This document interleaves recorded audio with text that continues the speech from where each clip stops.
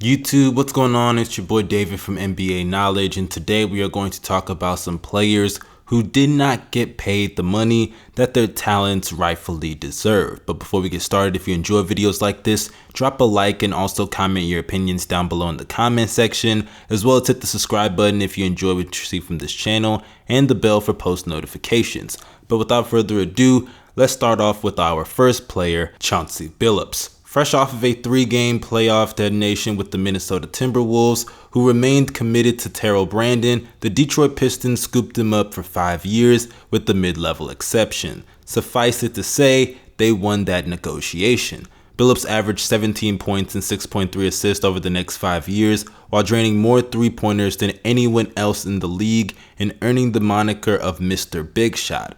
While he was never mentioned in the same breath as other marquee names at the time, he had that star quality. He ended up winning the Finals MVP with the Detroit Pistons in 2004, made 2 All-Star appearances, and received 2 All-Defensive and All-NBA nods on that contract alone. And honestly, if you don't believe me that this was a really bad contract, just look at where his salary ranks over the course of the deal.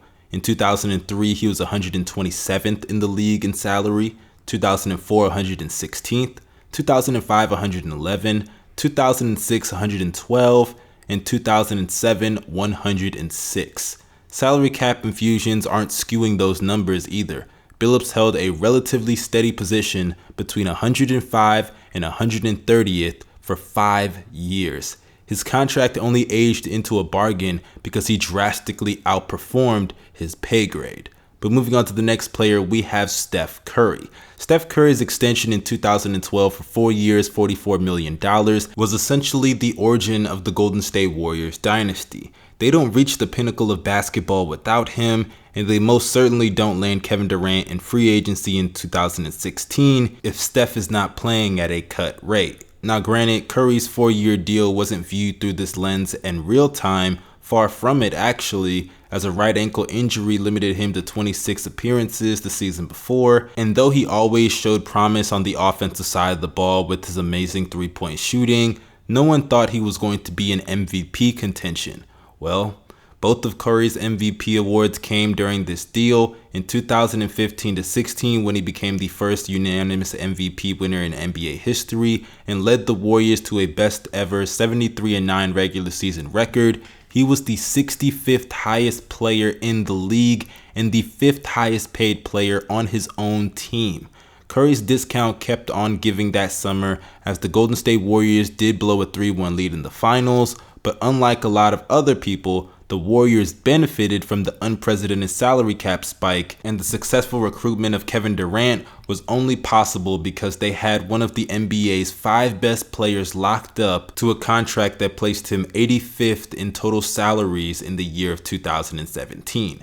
But moving on to the next player, we have the one and only Michael Jordan. Now before we get into this, let's all be honest here. Michael Jordan is never going to be properly paid. This is a guy that made the NBA billions and popularized basketball across the globe. No matter what the situation was, Jordan was always going to be underpaid just by virtue of the amount of money that he brought not only the NBA but his team also. But Michael Jordan still, the 8-year, $25 million contract that he signed in 1988 became a very cheap deal fairly quickly. And sure, he was only the 2nd highest paid player in the league in 1993, but that didn't really hold because in 1996, the final year of the deal, he owned the league's 32nd highest salary, and that is unequivocally bonkers, and it definitely doesn't get talked about enough. It would have been crazy if Jordan never came back to the NBA, and it would have been a huge what if on the amount of money that Michael Jordan would have received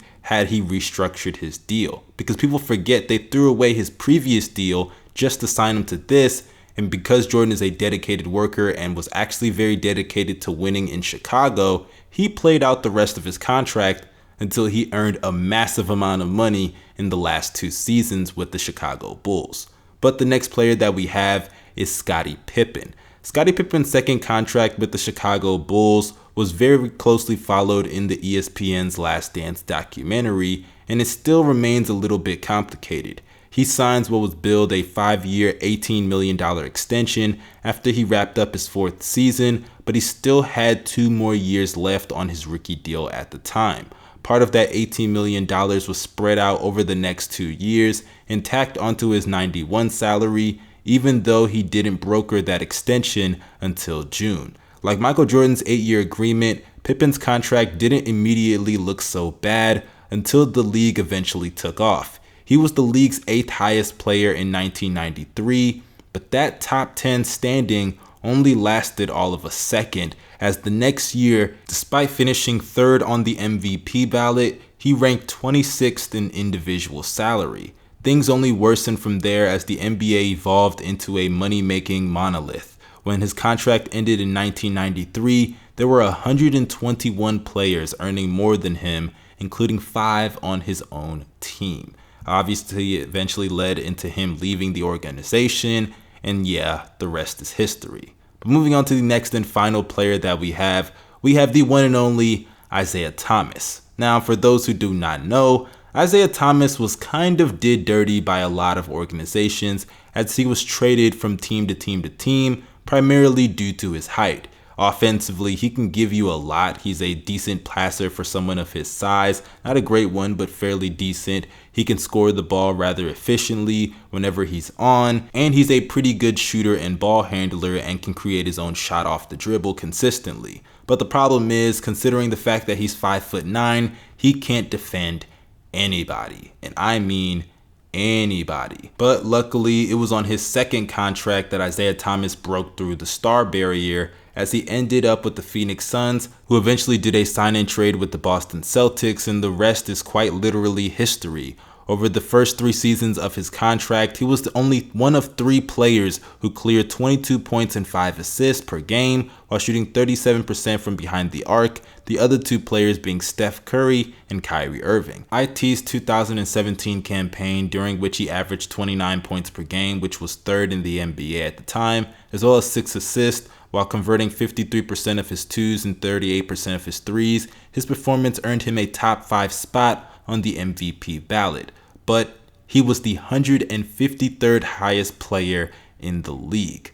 Others might refrain from calling Thomas an all-time bargain, with hip injuries and a trade to Cleveland derailed his 2018 season and marked the beginning of an ongoing downturn, as right now he's not even in the NBA anymore after being traded from the Wizards and waived from the Los Angeles Clippers. It really sucks how downhill his career eventually went, but hopefully after seeing Carmelo Anthony doing well with Portland and coming up big for them in a lot of the games in the bubble, not just in the bubble but also in the regular season when he was playing, it gives me a little bit hope that Isaiah Thomas can maybe make it back into the NBA and become at least a decent contributor on a solid team in the league. If not, at least be on a roster.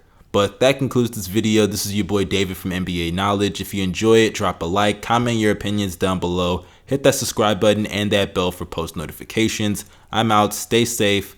Peace.